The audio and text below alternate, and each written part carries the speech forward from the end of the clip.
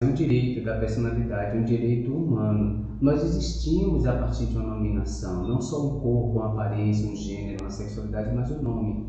Pessoas trans, travestis, transexuais, intersexo, não binárias são pessoas que escolhem um nome diferente do que o nome que foi registrado, porque o nome também não é só um marcador identitário. O nome é um marcador de gênero. É um nome que não está na certidão de nascimento, não está no RG, não está em nenhum documento oficial. Mas é um nome pelo qual ela se reconhece, é reconhecido em toda a sua rede social.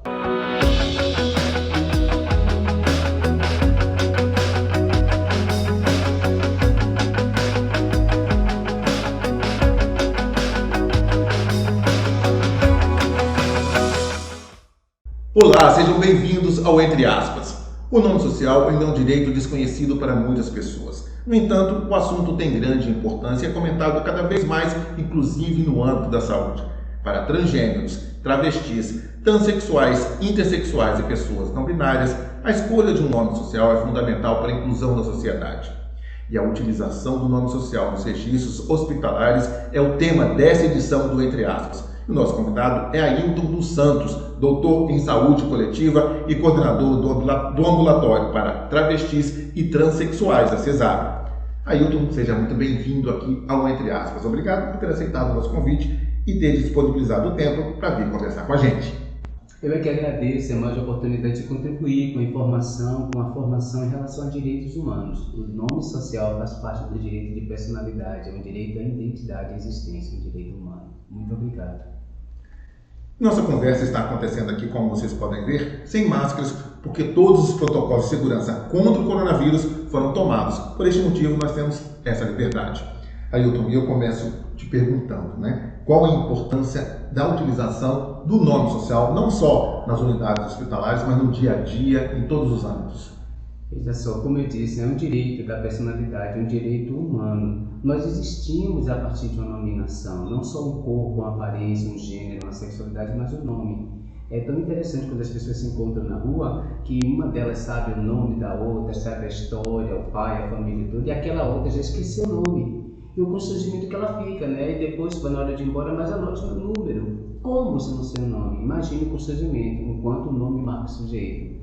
Pessoas trans, travestis, transexuais, intersexo, não binárias são pessoas que escolhem um nome diferente do que o nome que foi registrado, porque o nome também não é só um marcador identitário, o nome é um marcador de gênero.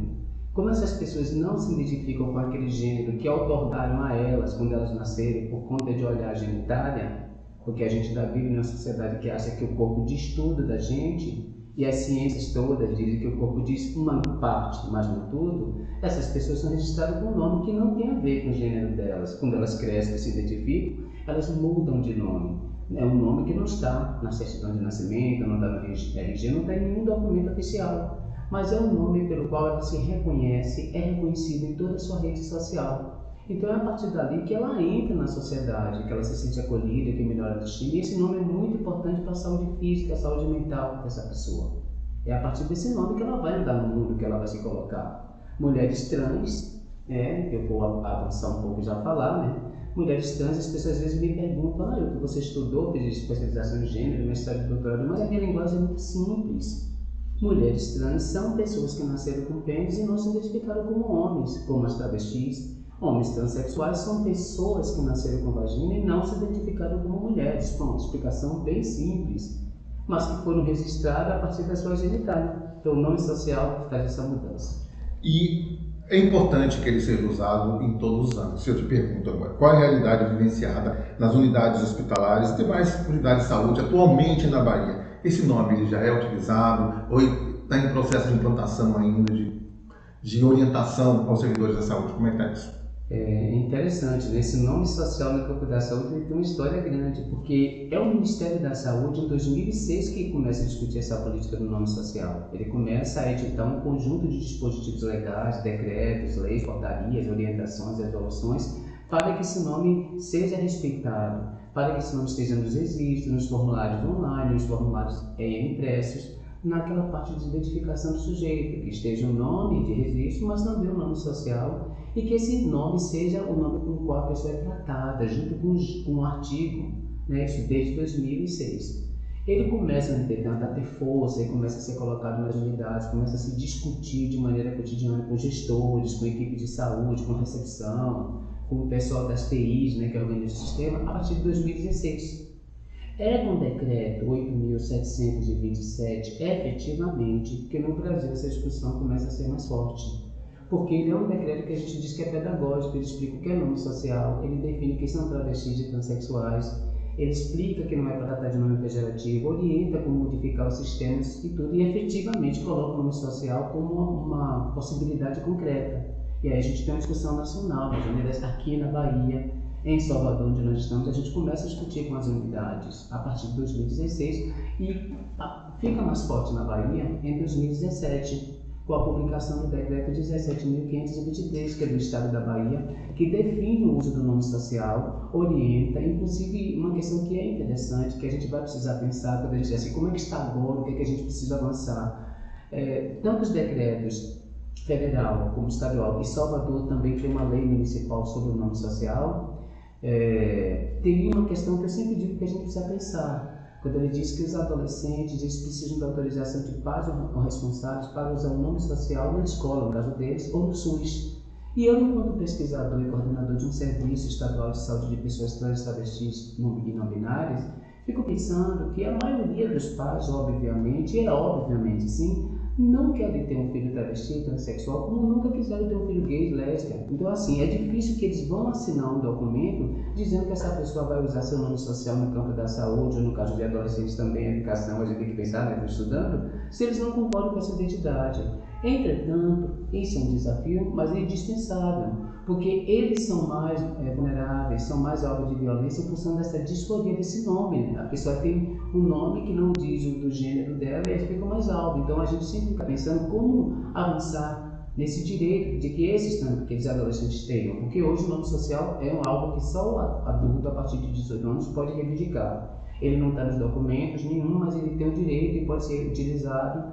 O que é interessante e de bom também nesses dispositivos legais é que a pessoa não precisa apresentar nenhum documento. Ela não tem que ter nada com esse nome social, nem perfil de YouTube, nem Instagram, nada. Ela simplesmente diz, meu nome é Maria das Dores, meu nome é João Pedro e pronto. A partir da oralidade a gente coloca lá no campo de nome social e a instituição toda ela é orientada, não só no campo da saúde, segurança, toda a administração pública, e no caso da lei de Salvador, também a administração privada, porque a lei de Salvador trabalha nesses dois sentidos, deve chamar pelo nome social, acompanhado do artigo que diz esse respeito. Então, mulheres transexuais e as travestis, dela, uma a homens transexuais, dele ou né? Então, sempre isso também para a gente não pensar que é só o nome, o artigo que acompanha o nome também. Aí só a gente garante dignidade. Então, eu posso afirmar que uma pessoa, né, trans, travesti, transexual, que for uma unidade hospitalar hoje do Estado, ela já tem esse direito, você já consegue registrar o nome social dela? Isso é o que tem que acontecer. Mas tem acontecido? Exatamente, a gente tem que pensar no dispositivo que determina o que tem acontecido. No âmbito do Estado, eu tenho sido uma pessoa que tem focalizado isso, não só, mas tem todo um conjunto, a gente tem a coordenação de humanização, tem um comitê técnico de saúde da população LGBT, tem uma coordenação, tem um trabalho grande, uma equipe grande de pessoas que está desenvolvendo isso junto. Nós temos ido nas unidades de saúde, porque o Estado a gente tem os hospitais gerais e hospitais regionais, as maternidades, as policlínicas, os centros de referências, temos algumas UPAs estaduais, ou seja, é uma estrutura grande. É um leque grande de atendimento. Exato, né? Então, assim, o nosso equipamento social mais recente são as policlínicas, né? Que é o que vem de mais recente na estruturação de trabalho de assistência. E na qualificação dos gestores das policlínicas, que são gestores mais novos em relação ao SUS, o módulo sobre direito da população LGBT, ele é ensinado, a questão do nome social, de como acolher essas pessoas. Está melhorando, mas ainda temos queixas, porque não é só o treinamento, não é só os dispositivos legais, não são só esses dois movimentos. Existe uma questão também que é a disponibilidade interna do sujeito profissional de saúde, em respeitar. Existe uma necessidade, sim, de um monitoramento.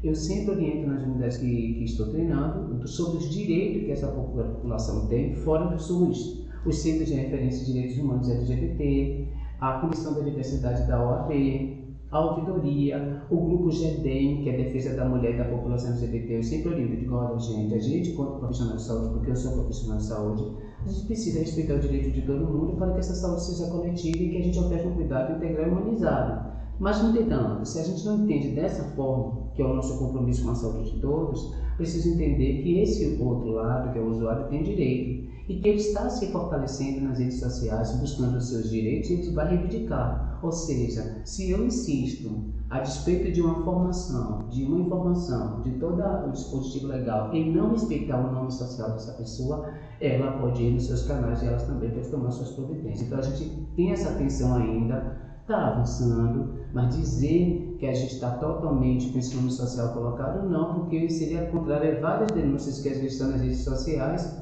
e eu não vou maquiar essa situação. Você falou aí que muitos servidores da saúde, eles não têm tempo para que busquem orientação e informação para que possam trabalhar já o nome social dentro da unidade. Esta seria a maior dificuldade em implantar esse sistema do registro do nome social nas unidades de saúde?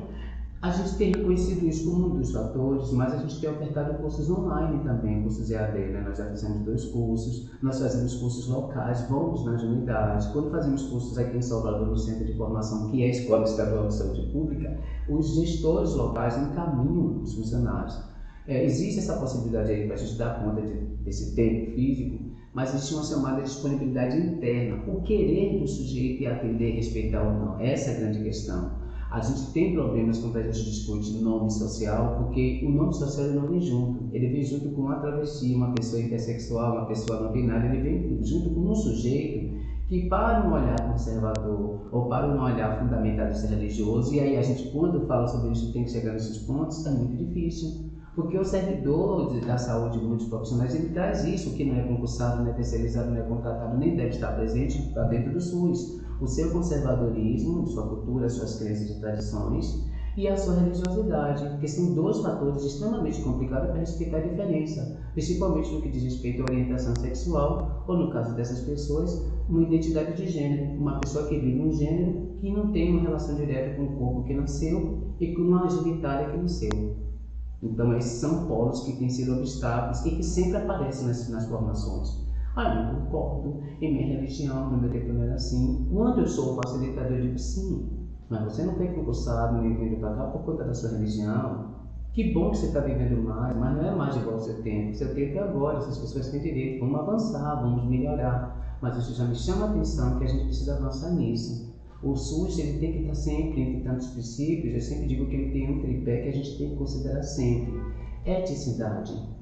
Ver os nossos códigos de ética, o que é que diz sobre respeito à diversidade toda e qualquer dentro do SUS e o cuidado humanizado. Está em todos os códigos. Funcionários técnicos ou superiores, está ali, tem no superior. Né? A laicidade. A gente precisa entender que o SUS, por mais que o Brasil seja um paradoxo que diz que é um país laico, mas que a religião oficial é católica, eu não estou querendo ofender, eu estou dizendo que isso é complicado, não pode haver essa questão dentro do SUS. Se cada um tem acesso à religiosidade, a gente não vai respeitar o outro.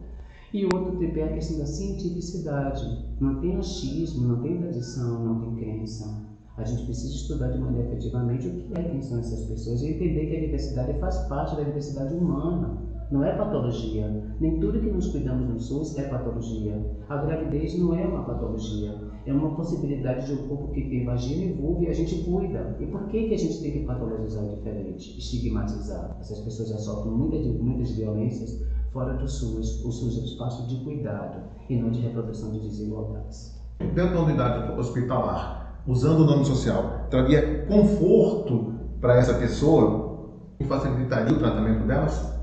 Poxa, assim, é tão importante, sabe? Nas unidades que a gente visita, que já tem um nome social inserido, que está tudo arrumadinho nos sistemas, que as pessoas quando chegam e está lá na recepção já um cartaz, porque o Ministério da Saúde, a Secretaria Estadual Municipal, todos os órgãos de saúde e instituições podem produzir cartazes, né? Já está lá orientando que tem esse direito e às vezes já está lá internado, está fazendo procedimento, é um hospital, é um ambulatório, é um posto de saúde. Você percebe que essas pessoas se sentem tranquilas, elas se sentem seguras, né? E o uso do nome social, ele é um acordo internacional de criação de ambientes seguros na área de saúde. Então, o que a gente percebe é isso, porque a questão do nome social, a política, ela é bem mais ampla do que colocar o nome do lado e chamar as pessoas, como eu disse, de usar o artigo correto. Não. Quando a gente fala do nome social também, a gente entra em outros aspectos importantes, que é estar internado na enfermaria conforme o gênero que você vive. Então, mulheres trans e travestis, a política é que ela seja internada na enfermaria feminina. Homens trans que estejam na masculina, desde quando ele seja um homem passável. Eu preciso falar sobre isso, porque é importante para a gente que está ouvindo entender, né? Para não ficar com aquela preocupação. As travestis e as mulheres transexuais elas todas têm o direito de estar na enfermaria feminina, mas elas têm uma preocupação muito grande de ter uma aparência, uma construção de visualidade que localize ela, um olhar do outro, como uma pessoa feminina. Ela se sente segura também para ter esse nome. E os homens trans também, eles nasceram com vagina, mas usam testosterona, faz musculatura, faz uma série de cirurgias, eles constroem um corpo masculino. Então eles podem estar nas enfermarias quando faz algum procedimento cirúrgico ou está cursando uma patologia que necessita internação, dentro da enfermaria conforme o gênero. Então, junto com o nome, vai o artigo, vai o direito a estar nas enfermarias conforme o gênero e vai também na questão da roupa. Se é uma camisa e um short para os rapazes, um vestidão para as meninas, essa travesti, essa mulher trans também vai usar. O uso do banheiro também, ela vai usar o feminino, ele vai usar o masculino. Então, tem todo um processo, né? Tem leis, tem normativas que dizem que todo espaço segregado por gênero deve ser respeitada a identidade de gênero das pessoas trans, ou seja, como elas se pensam, independente da genitália e anatomia. Então, é bem mais amplo. Quando a unidade de saúde respeita isso, ela tem produzido saúde. Eu tenho experiências exitosas. E eu não falo do ambulatório de travestis e transexuais que eu coordeno, porque ele foi criado nessa perspectiva. E vale acrescentar que a gente tem 2 ambulatórios aqui. A gente tem um ambulatório federal, que fica lá no ambulatório Magalhães Neto, que é da UFBA, e esse é um ambulatório que eu coordeno, que é um ambulatório da Secretaria de Saúde, ele é estadual. Mas são espaços especializados. A gente está discutindo aqui de uma rede bem maior, os espaços hospitalares, os ambulatórios, policlínicas, postos. E aí, assim, nesses espaços que tem não só a política, como servidores treinados, que chamam pelo nome social, mesmo não tendo ali o nome de registro, mas está bem anotado o nome social, a pessoa vem, procura não faltar nas consultas, nos exames, nas dispensas de medicamento e consegue ter uma maior adesão ao acompanhamento.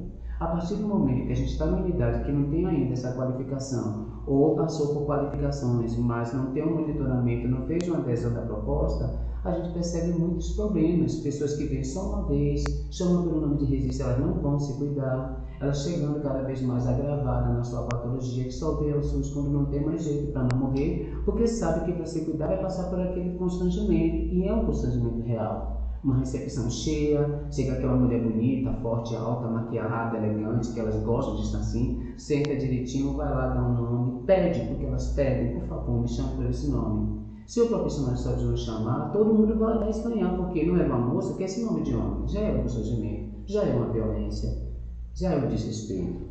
E a seu ver, Ailton, a não utilização do nome social pode ser visto como um crime?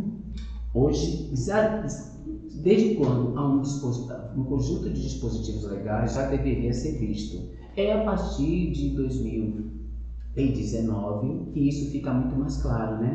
Quando a LGBTfobia ela fica equiparada ao crime de racismo, né? Com a lei do racismo, que é de 1989, né? Então ela entra em 2019 como um adendo dessa lei, enquanto crime inafiançável, né? A grande questão é que os Centros de Referência de Direitos Humanos LGBT, a Comissão da Diversidade, o Ministério Público, a Defensoria Pública, que tem coordenação de direitos humanos LGBT, tem fortalecido isso na orientação das unidades de saúde e também outros órgãos de governo, Secretaria de Segurança Pública, Direitos Humanos, Educação, Assistência Social, de que essas pessoas têm direito e de que há punições no desrespeito desse direito. Aí isso tem fortalecido mais, né? Como isso também tem sido veiculado nos cartazes, folhetos, lives, vídeos que a própria Secretaria de Saúde, que é de onde eu falo, tem feito na orientação. Por quê?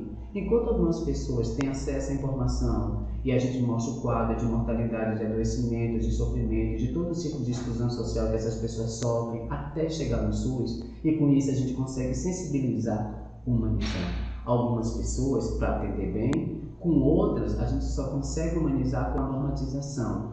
Seu conselho profissional diz isso, seu código de ética diz isso, esta normativa diz isso, essa unidade determinou isso e você vai ter que seguir. Permite. Então, assim, tem várias formas, mas a gente utiliza todo o mecanismo possível de garantir que esse respeito aconteça. E quando, independente desse mecanismo, esse respeito não acontece, a gente encaminha esse sujeito para as ouvidorias e daí para buscar essa regulamentação no âmbito administrativo, penal e civil. O Ailton, foi lançado, né, o selo estadual de humanização. Você fez parte desse processo de criação desse selo. A utilização do nome social vem fortalecer esse processo de humanização que vocês lutam tanto para que aconteça? Essa é a grande questão, né?